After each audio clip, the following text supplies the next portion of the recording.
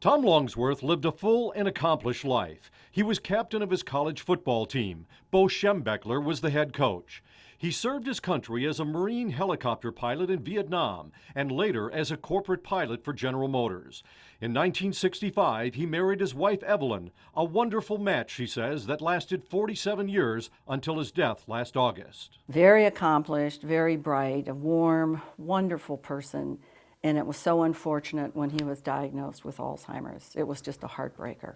Evelyn took care of Tom at home for 6 years, but then it became unsafe. She moved Tom into Ashley Court near her home in Brighton. Their advertising touted top-notch care, and the place looks great outside. But Evelyn, who visited every single day, soon saw signs of trouble. The place looked dirty. I take notes, and I kept a journal. And I'm real good at photography. I take pictures of everything. Evelyn says the carpets were also filthy, and they didn't have a shampooer, so she brought in her own. And I would extract unbelievable black urine, dirt. She says she soon discovered why the place was so neglected. There was no cleaning crew there.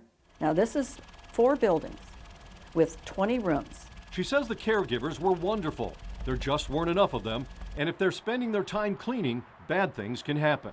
I saw some people fall. I saw some people get hurt, and there was no staff around. One day she walked in and found Tom lying on the floor outside of his room. His feet were filthy. Another time she found bloody holes in his socks and skin scraped off his toes. She was told it happened during a fire drill and concluded, and I said, oh my God, they dragged his feet across the cement? And it gets worse. During another visit, Longsworth says she discovered a horrific bruise on her husband's buttocks that extended all the way down below the knee. She took a picture, but it wouldn't be appropriate to show it on TV. Longsworth says she was never notified of that injury. It was never investigated. It was like, oh well, he fell. We don't know what happened, and they moved on. Evelyn says she tried to talk to the owner, but was told he didn't talk to family members. And I said, let me get this straight.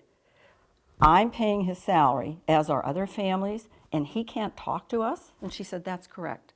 You have to talk to the director. I said, there is no director at Ashley Court. And there hadn't been since 2011.